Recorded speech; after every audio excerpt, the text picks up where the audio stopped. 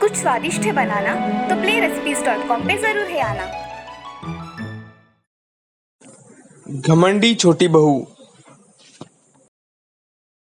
सुंदरपुर नाम के शहर में बिरजू और सरजू ऐसे दो भाई रहा करते थे। दोनों भी खेती किया करते थे। बिरजू बड़ा ही मेहनती किस्म का आदमी था। उसकी पत्नी मीना उसे खेती करने में मदद कर दिया करती थी। उसके विपरीत उसका भाई सरजू था। सरजू हर रोज़ घर में आराम किया करता था। वो बहुत आलसी किस्म का था और उसके साथ उसकी पत्नी शैला भी काम में बहुत आलसी थी। दोनों का स्वभाव एक जैसा होने के कारण दोनों घर पर बैठकर अपना समय बिताया करते थे। एक दिन मीना बिरजू से, मुझे लगता है कि सरजू भाई साहब ने थोड़ी खेती में मदद कर दी तो हम ज़्यादा तरक्की कर सकेंगे। हाँ, तुम सही कह रही हो, मगर सरजू को आराम से फुर्सत मिले तब ना। सरजू भाई साहब भी करेंगे, मगर उन्हें थोड़ा समय दीजिए। तुम सही कह रही हो, चलो खाना खाते हैं। ऐसा कहकर बिरजू और मीना खाने के लिए बैठ जाते हैं। तभी वहाँ सरजू और शैला आ जाते हैं। वो दोनों भी खाना खाने के लिए बैठ जाते हैं। थोड़ी देर बाद खाना खाने के बाद सरजू और बिरजू एक जगह बैठ जाते हैं। तभी बिरजू सरजू से, अरे सूरज, कल मुझे खेती के काम में तुम्हारी मदद लगेगी। तुम मेरे साथ कल सुबह ही खेत में चलना। भैया, मेरा कल आना नामुमकिन है। मैंने दोस्तों से कहा है मैं उनसे कल मिलने आऊँगा।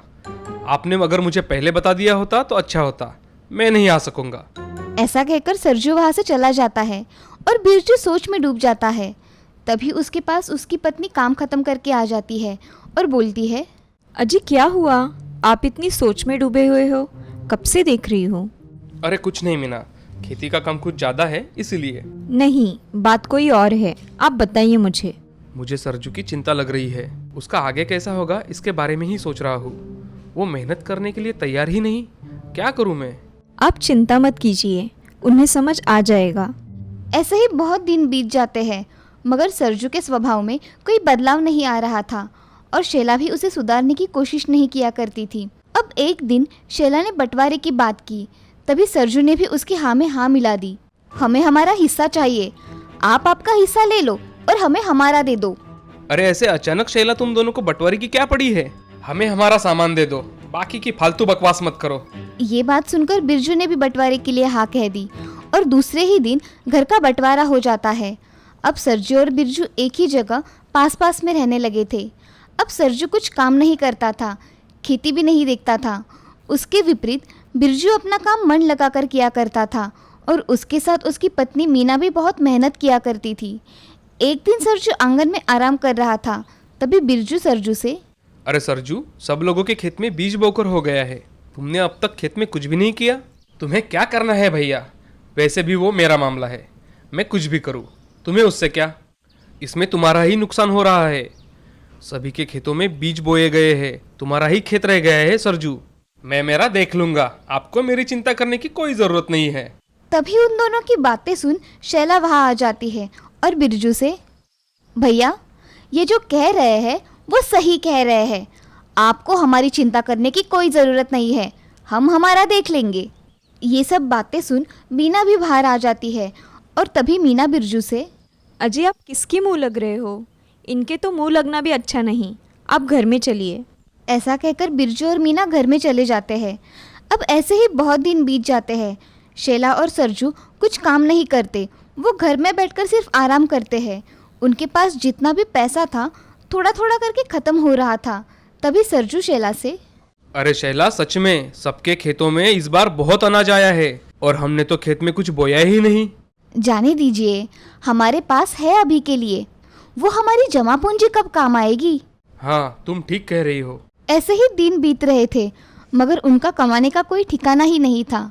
इसीलिए उनके पास के सब पैसे खत्म हो रहे थे। ऐसे ही एक दिन उनके घर के सामने एक साधु आया और साधु शैला से, माई, कुछ खाने को दे दो माई।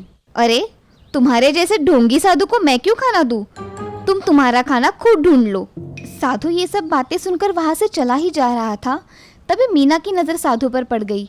उसने उन्हें कहा, बाबा आप हमारे घर पधारें, इसकी बातों का बुरा मत मानिए, वह नादान है। ये सब बातें सुन शैला गुस्से में वहाँ से चली जाती है। तभी मीना साधु को लेकर अपने घर चली जाती है। तभी बिरजू घर में उनका स्वागत करता है। आइए साधु बाबा, आपका हमारे घर में स्वागत है। मीना, बाबा के लिए खाना लेकर आओ। मीना साधु बाबा के सामने खाना रख देती है और साधु बाबा से, बाबा आप शांति से खाइए, आपको कुछ लगा तो बताइए।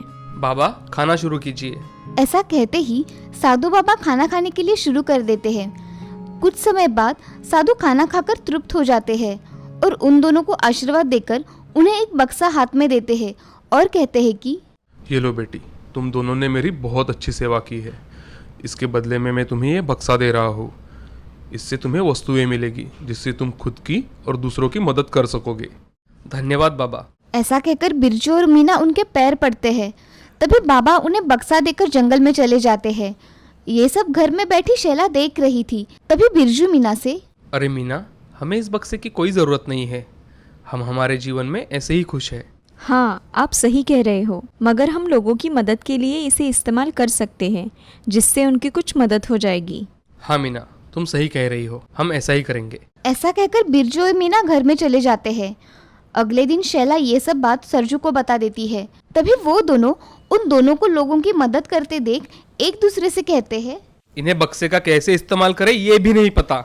हाँ ना, हम दोनों होते तो इस बक्से का सही इस्तेमाल करते और खुद के लिए सब कुछ मांग लेते।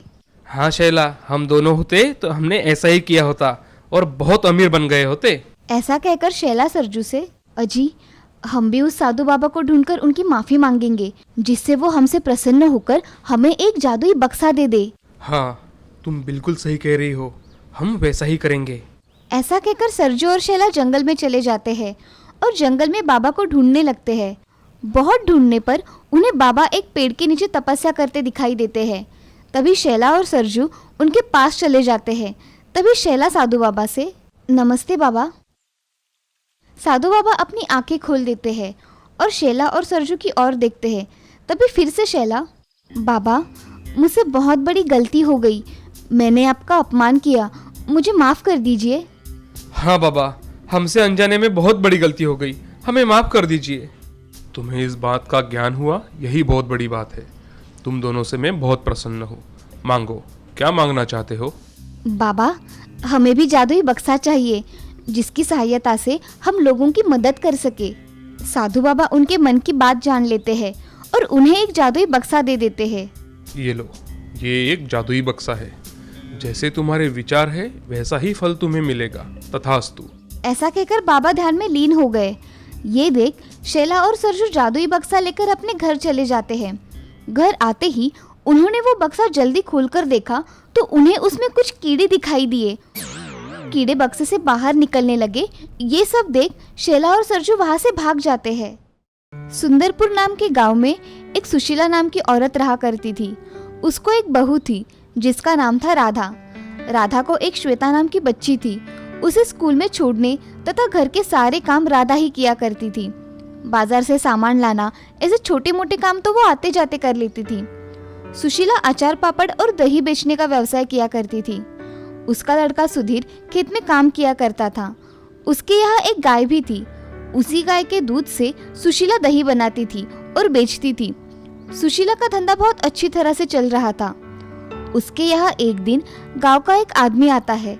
वो सुशीला से, सुशीला बहन, मुझे तुमसे कुछ काम है, जरा बाहर आना।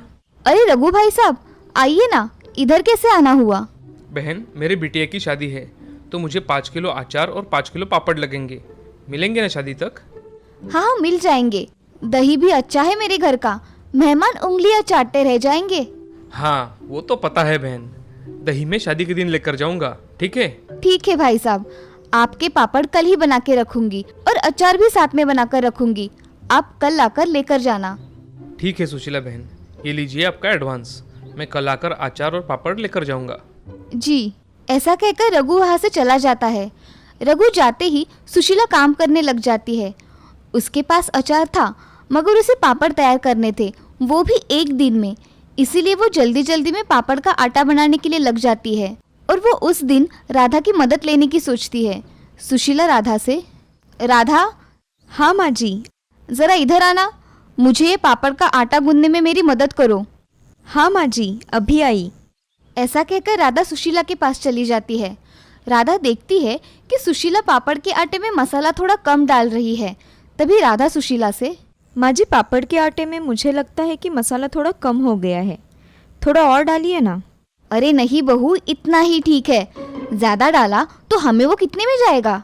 मगर माँ जी, हम उसके पैसे लेते हैं, ग्राहक हमें पूरे पैसे देते हैं, तो हमें भी हमारा माल अच्छा देना चाहिए ना।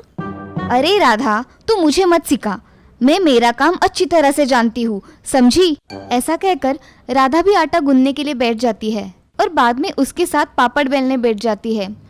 काम होने के कारण राधा उठ जाती है। सुशीला थोड़ी देर वहाँ पापड़ बेलती रहती है।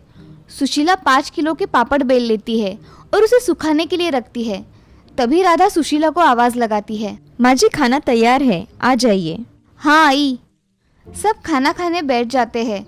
खाना खाने के बाद सुधीर अपने खेत में क्या क्या करना है इसकी बातें करता है और श्वेता अपने स्कूल की बातें बताती है।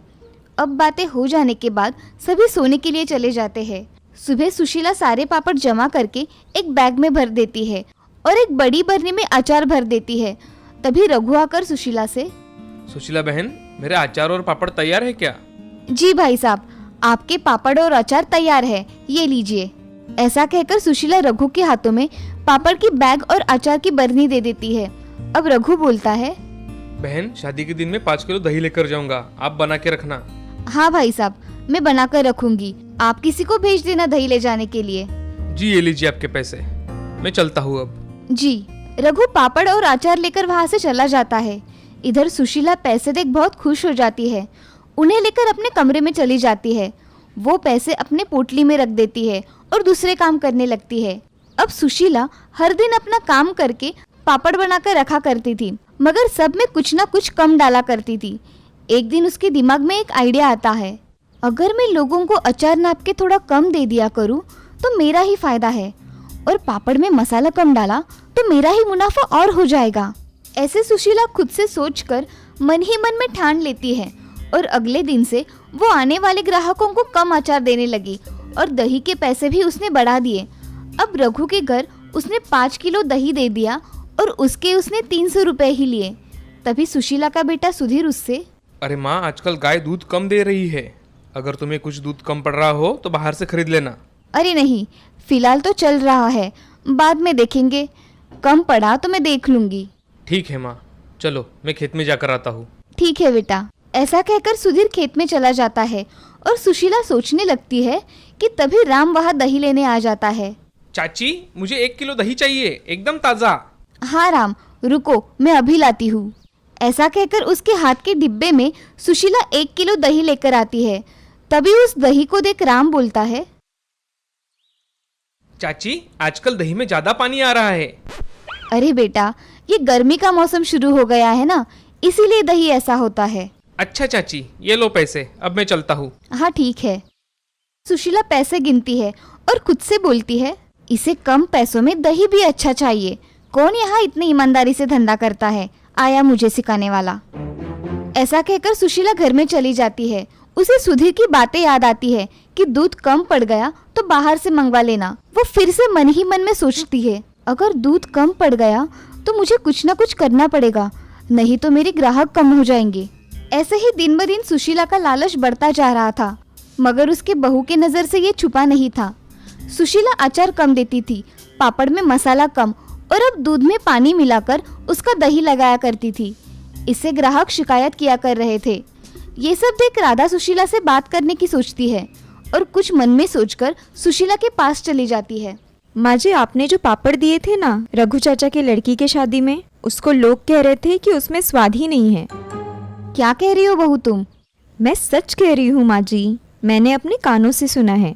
अगर ऐसा कुछ था तो रघु मुझसे बोलने क्यों नहीं आया?